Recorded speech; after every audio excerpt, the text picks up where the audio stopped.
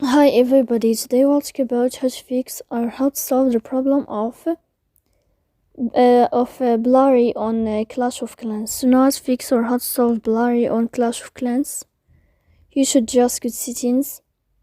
Here you can click on apps, default apps, app settings.